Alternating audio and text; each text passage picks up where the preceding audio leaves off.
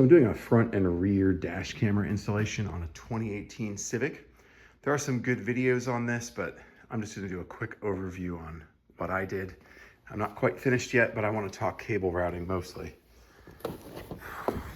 So I've got the front unit already installed. I'm going to have to push this chair back just a touch. There we go. I've got the front unit already installed, pretty much out of sight behind my rear view mirror. I have the cable for the rear camera run up, and I took the excess for the front power and just ran it inside of my headliner here. So I kind of started on the driver's side, and I've pulled power from the OBD2 connector. I have an adapter that I purchased for that purpose. I took off the weather stripping from around the driver's door and I routed the OBD2 power up here. And then the key thing is I took off the A-pillar trim piece and then came up from the side and ultimately zip tied everything to the main wiring harness that's already run there, and then came up through the headliner. I positioned my camera while everything was disconnected, tested everything, made sure that it was good so I could get a final location for the camera. And then I started to route all my cabling. I started with power from the OBD2 up the pillar to the camera. And then I ran the rear cable across the headliner, down the A-pillar, and down into the door sill. Now on this vehicle, you can loosen this panel here with the traction control button. For me, a lot of missing options on my SI. And there are also two locations for screws on the panel behind it. One is down here, hard to see, there we go.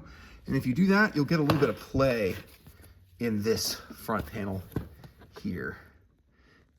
And that will give you the ability to kind of maneuver some thicker cabling up behind these panels. And I just took the slack out by zip tying everything once I had the fitment that I wanted with my cabling. So now I've run my rear camera cable under the door sill. Let me reposition. So under the door sill weather stripping, I was able to pull the seatbelt panel cover out of the way and then sort of fish the cable through here. And then I'm going to continue running it through the back. It's a little tricky because this is not a hatchback. This is a regular four-door sedan.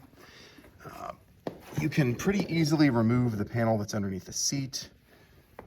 And then you want to pop open your trunk, flip this seat down. You can pretty easily move this panel out of the way. It's got the seat belt coming over it. But this panel here, the one that covers the side impact airbags, the curtain airbags in the rear of the vehicle, this was a little bit tricky. Now, there are a couple of pins that you just simply pull out on this, but this pin up here proved to be a problem for me. And you can see I kind of loosened it. Kind of went at it with a crowbar, which I shouldn't have done. In reality, this is the piece right here. And you can see this right here is the connector, the panel clip, I should say, that's over that the slot in the panel. All the others you simply pull out. But for this one, once you free the bottom two, you kind of pull this backwards, and then everything else all the way back to the glass comes free. And then at this point now, I can just run my cable up the rest of the way, around the back, around the airbag, which you can see up here, and then up onto the rear glass. And I should be done. In any case, I hope that this proves to be helpful for somebody.